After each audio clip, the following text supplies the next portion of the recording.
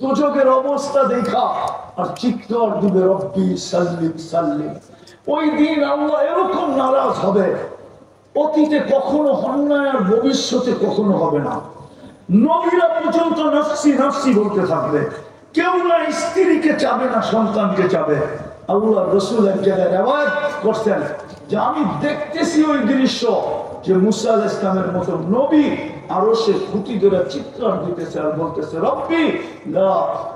আল্লাহ রসুল বলতেছে আমি দেখতেছি আন্না মুসা মুতালাফফিফুন বিউমুদিল আরশি ويقول ربي لا أسألك أمي ولا أسألك أختي। ওনার একজনই বোন ছিলেন, বোনকে চাই না, মাকে চাই না। আসআলুকা নাফসি নাফসি নাফসি, আমাকে বাঁচান।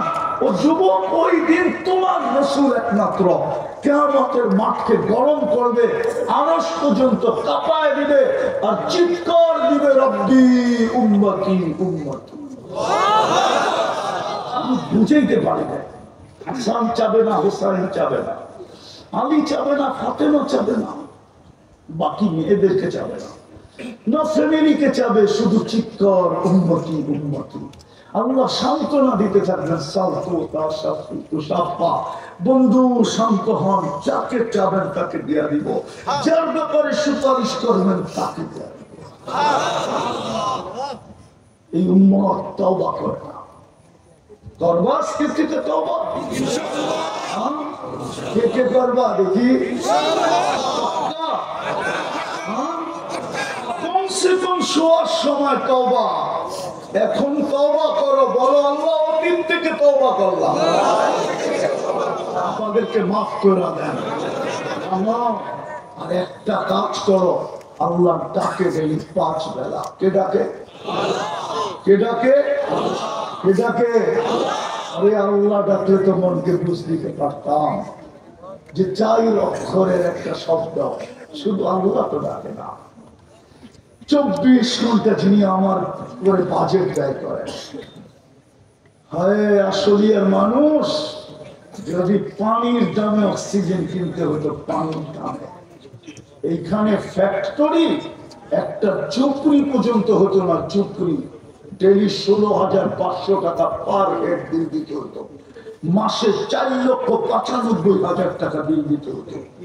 যদি পানির দামে অক্সিজেন কিনতে হতো, 30 টাকা লিটার, ডেলি আমরা 550 লিটার অক্সিজেন নেই।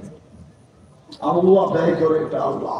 ওই আল্লাহ ডাকে 5 বেলা, ওই আল্লাহ ডাকে, শুধু আল্লাহ ডাকে না, রহমান ডাকে, রহিম ডাকে, মালিক ডাকে, কুদ্দুস ডাকে, সালাম ডাকে, মুমিন ডাকে, মুহাইমিন ডাকে, আজিজ ডাকে, জব্বার ডাকে, মুতাকাব্বিরুল খালিকুল বারিকুল মুসাব্বিরুল গফফারুল কহ্হারুল ওয়াহ্হাবুর রাজ্জাকুল ফাত্তাহুল আলিমুল কাবিদুল বাসিতুল খাফিদুল ওয়াকিউল মুইজ্জুল মুদিল্লুস সামিউল বাসীরুল হাকামুল আদলুল লতীফুল খাবীরুল হালিমুল আযীমুল গফুরুশ শাকুরুল আলিয়ুল কবীরুল হাফিজুল মুকিতুল হাসিবুল জলিলুল করিমুর রকিবুল মুজিবুল ওয়াসি আল হাকিমুল ওয়াদুদুল মজিদুল বাঈতুশ শাহীদুল হকুল ওয়াকিলুল কবিয়ুল মতিনুল ওয়ালিদুল হামিদুল মুসিয়াল মুবদিয়াল মুঈদ আল মুহয়ি আল মুমীত الحي القيوم الواجد الماجد الواحد الأحد الصمد القادر المقتدر المقدم المؤخر الأول والآخر الظاهر والباطن الوالي المتوالي البر التواب المنتقم العفو الرؤوف مالك الملك ذا الجلال والإكرام المقسط والجامع والغني والمغني المانع الدار النافع النور الهادي البديع والباقي الوارث والرشيد والصبور جل جلاله নিরানব্বই পদের মালিক আল্লাহ ডাকে, জান্নাতের চাবি দিতে ডাকে।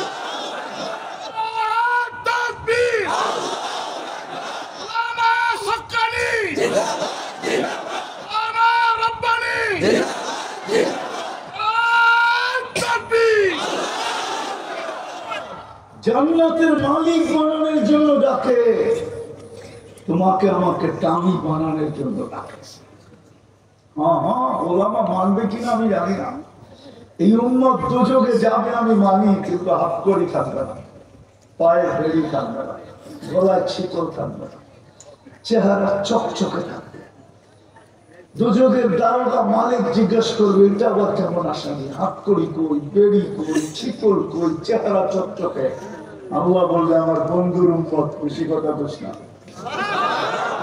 হাত করি নাই কেন? বলে যেই হাত উঁচুতে ব্যবহার হয় ওই হাতে হাত করি লাগে না। বলছে পায়ে বেড়ি নাই কেন? বলে যেই পাও আমার ঘরের দিকে হাঁটে ওই পায়ে বেড়ি লাগে না। বলছে গলায় শিকল নাই কেন? চেহারা ঝকঝকে কেন? বলছে মালিক যেই কপাল আমার কুদরতি পায়ে লাগে ওই চেহারা কোনোদিন কালো হয় না, ওই গলায় কোনোদিন শিকল লাগে না। 3 জায়গায় আগুন দিবে না, হাতে পায়ের চেহারায়, বাকি শরীরে লাগায় দাও।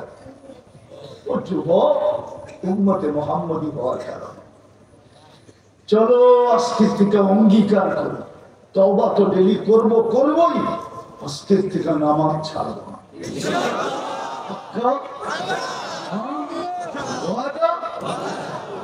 নামাজ যদি উম্মত আজও 5 ওয়াক্ত নামাজ পড়তো তাহলে উম্মতের এই দুর্দশা হতো না। ফিলিস্তিনের যুদ্ধ আমার যুগে মিলে না, হুজুরদের মিলতে পারে, দুনিয়ার সবার মিলতে পারে, আমার মিলে না। আমি যুগ মিলাইতেই পারি না। পারবো করতে কা আমি 15 বছর আগে 2 চোখে ফিলিস্তিন দেখছি। 2010-এ আমি চিনি ইব্রাহিম আলাইহিস সালাম কোথায় ঘুমায়, আমি চিনি মুসা আলাইহিস সালাম কোথায় ঘুমায়, আমি চিনি ওনার শ্বশুর সোহেব আলাইহিস সালাম কোথায় ঘুমায়, আমি চিনি ওনার শিষ্য ইউসা বিন নূন কোথায় ঘুমায়, আমি চিনি 70,000, আরে আমি চিনি 70 জন নবীর কবর কোথায় কোথায় চিহ্নিত, আমার এই 2 চোখে দেখা আছে। আমি চিনি 45,000 সাহাবা কোথায় ঘুমায়, ফিলিস্তিনে 45,000 সাহাবার কবর। আমি চিনি আমি চিনি জাফর ইবনে আবু তালেব কোথায় ঘুমায়, আমি চিনি যায়েদ ইবনে হারেসা কোথায় ঘুমায়, আমি চিনি আব্দুল্লাহ ইবনে রাওয়াহা কোথায় ঘুমায়, আমি চিনি 1.25 লক্ষ নবীদের সম্মেলন মেরাজের রাত্রে সশরীরে কোথায় ছিল আমি ওটা চিনি। আমি মুসলমানের প্রথম কেবলা চিনি। আমি অহংকার করে বলতেছি না, আমি চিনি আইয়ুব আলাইহিস সালাম দুপুরে কোথায় ঘুমাইতেন, আমিও যে ঘুমায় গেছিলাম। আমি দেখতে গেছিলাম যে ওইখানে এখনো তাসির বাকি আছে কিনা, ক্রিয়া বাকি আছে কিনা। উনি যে পাহাড়ের চূড়ায় ঘুমাইতেন, বাইতুল মুকাদ্দাস ছুঁয়া দক্ষিণা বাতাস ওই পাহাড়ের উপরে আসতো। এখন অবশ্য একটা ছোট মসজিদ হয়ে গেছে। আমি ওইখানে উঠছিলাম যে দেখতে এখনো আছে কিনা। সবাইকে বলছিলাম নিচে থাকো, আমি উপর থেকে দেখে নামতেছি। আমি ওইখানে যে ঘুমায় গেছি। তারপরে নিচের থেকে মানুষ যে আমাকে বলছে তুমি ঘুমায় গেছো। আমি বললাম এটাই তো দেখতে আসছিলাম যে এখনো ঘুম আসে কিনা দুপুরে। আমার যোগ বিয়োগ মিলে না। কসম, যেখানে ইব্রাহিম আলাইহিস সালাম ঘুমায় ওখানে বোম ফাটে কি করে? যেখানে মুসা আলাইহিস সালাম ঘুমায় ওখানে বোম ফাটে কি করে? 70 জন নবীর কবর যেখানে বোম ফাটে কি করে? তাও চিহ্নিত মুহাম্মদুর রাসূলুল্লাহ পরওয়ানা জিয়ারে সাহাবী। হায় হায় হায়, যারা মুহাম্মদুর রাসূলুল্লাহর কদমে জান লুটায় দিয়েছেন, 45,000-এর কবর, ওইখানে বোম ফাটে কি করে? ফাটবে না তো ফাটবে না কেন? এই জন্য তো চোখ বিয়োগ মেলে না। 5 বেলা আল্লাহ ডাকে, এই এলাকার 90% মানুষ নামাজ পড়ে না, 90% মানুষ মসজিদে আসে না। দুঃখ তো এটাই। আমি চিনি এই এলাকার বড় লোকরা একজন এই এলাকায় বাস করে না, এই এলাকার ধনীরা কেউ এই এলাকায় বাস করে না। হ্যাঁ, বাংলো থাকলে থাকতে পারে, সপ্তাহে মাসে একবার আসে, 2-4 ঘন্টা বসে আবার চলে যায়। সবাই থাকে উত্তরায়, না হলে বনানী, না হলে গুলশান, না হলে বাড়িদারা, না হলে ধানমন্ডি। আর কেউ কেউ তো আমি চিনি আমেরিকাতে থাকে, কেউ কেউ তো আমি চিনি ইংল্যান্ডে থাকে, কেউ কেউ তো আমি চিনি কানাডায় থাকে। এই এলাকার মানুষ আমি চিনি। অথচ আল্লাহ নিজের ঘরটা আমাদের মহল্লায় দিয়ে দিছে। যুক্তিতে তো আসে না, আল্লাহ কেন আমাদের মহল্লায় ঘর দিবে? আল্লাহর চেয়ে উন্নত কে আছে? আরে বলেন না, আল্লাহর চেয়ে ধনী কে আছে? আল্লাহর চেয়ে বড় কে আছে? আল্লাহু আকবার। আল্লাহর চেয়ে বড় কে? উনি কেন ঘরটা আমাদের মহল্লায় দিলেন? দিছিল তো আমি যেন 2 কদম দিয়ে দামি হতে পারি, আমি যেন 2টা কদম দিয়ে জান্নাতের চাবিটা হাতে নিতে পারি, আমি যেন 2 কদম দিয়ে সার্টিফিকেটটা নিতে পারি। মানুষকে বোঝা দিছে আল্লাহ, যাকে বেশি বেশি মসজিদে আসতে দেখো তোমরা মরার আগে সার্টিফিকেট দিয়া দাও, ওটা ইমানদার। যাকে সকাল বিকাল মসজিদে আসতে দেখো ওকে তোমরা সার্টিফিকেট দিয়া দাও, কিয়ামতের দিন উঠছে বেশি আলোকিত কেউ হবে না। বাশশিরিল মুশাইনা ফি যুলামি ইলাল মাসাজিদি বিন-নূরি তাম ইয়াউমাল কিয়ামা। এই জন্য তো ঘরটা গলি গলি দিছিলেন, নাইলে আমার যুক্তিতে তো আসে না। বাংলাদেশের গলিতে গলিতে মসজিদ কেন দিবেন? দুনিয়া যেখানেই মসজিদ বানাইতে চায় ওইখানেই কেন মসজিদ বানাইতে দিবেন? যুক্তিতে তো বলে না আল্লাহর মতো সত্তা, আল্লাহর মতো ভান্ডারওয়ালা। আমরা কি বললো? চলেন একটা হাদিস বহুদিন করে মনে উঠলো, শুনে আগে শুনবেন। لو جمع أولكم وآخركم وجنكم وإنسكم وحيكم وميتكم وذكركم وأنثاكم ويابسكم ورطبكم في صعيد واحد فاسألوا كل واحدة منهم مسألة فآتوا كل واحدة مسألة ما نقص من خزائن شيء كما ينقص البحر إذا أدخل المخيل فيه। আল্লাহ বলে সমগ্র সৃষ্টি, তোমাদের জিন, তোমাদের ইনসান, তোমাদের নারী, তোমাদের পুরুষ, তোমাদের জীবিত, তোমাদের মৃত্যু, তোমাদের ছোট, তোমাদের বড়, তোমাদের শুকনা, তোমাদের ভিজা, সমগ্র সৃষ্টি যদি কোনো ময়দানে জমা হয় আর আমার কাছে যদি চাইতে থাকে আর আমি যদি সবার আশা অনুযায়ী সবাইকে দেই তো আমার ভান্ডারে এতটুকু কমবে না। সমুদ্রে সুই ঢুকায়া বাহির করে নিয়ে আসলে সুইয়ের মাথায় লাইগা যতটুকু পানি সমুদ্রের থেকে আসবে আর সমুদ্রে কমবে, আমার ভান্ডারে এতটুকু কমবে না। ওই আল্লাহ কেন ঘরটা দিবে এই মহল্লায়? কেন দিবে? আমরা কি আসলে চিনি না? আমার তো মনে আছে আমি নৌকা দিয়ে আসছিলাম,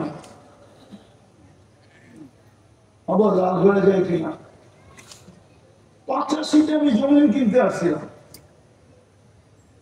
এই যে ওই পারের থেকে আমি নৌকা দিয়ে এই পারে আসছি, তখন পুরাটাই হাওর ছিল। আসলে আর যে রাস্তা এখন যেটা উড়ন্ত সেতু হইতেছে, পুরাটাই পানি ছিল। আমি আমার পরিচিত নিয়ে আসছিলাম, তো তোরে নৌকার থেকে ফালায় চুবানো, এখানে কোন জায়গা থেকে তুই ঢাকা খিলগাঁও ফালায় খেয়ে আসতো, এখানে জায়গা কিনতে। এইখানে কেন আল্লাহ মসজিদ দিবে? আমি ইনসাল্ট করতেছি না, বুঝাইতে চেয়েছি। অঙ্গীকার করেন, এই জন্যই মুসলমানের দুরবস্থা। হায়, আপনি জানেন না আপনার কোন জায়গায় স্যাটেলাইট লাগানো আছে? রব্বে কাবার কসম, আমাদের প্রত্যেক মসজিদের উপরে স্যাটেলাইট লাগানো আছে। 24 ঘন্টা মনিটরিং করা হয়। কেননা ইহুদিদের সবচেয়ে বড় কিতাব, সবচেয়ে গ্রহণযোগ্য কিতাব, আমরা কোরআনকে তো মানি না, ওরা ওইটাকে অক্ষরে অক্ষরে মানে, যেটাকে তালমুদ বলে। তালমুদ, ওই তালমুদে লেখা আছে মুসলমানের জুমার জামাত আর ফজরের জামাত সংখ্যায় যেদিন সমান হবে ওই দিন মুসলমানের বিজয়ের পালা আকাশ থেকে শুরু হবে। এই জন্য পায়ে ধরতেছি, নামাজ ছাড়বো, নামাজ ছাড়বো। ওয়াদা? আল্লাহ আমাদেরকে আমল করার তৌফিক দান করেন। আলাইনা ইল্লাল বালাগ। উঠাউঠি করবো না, শুধু 2টা ছেলের পাগড়ি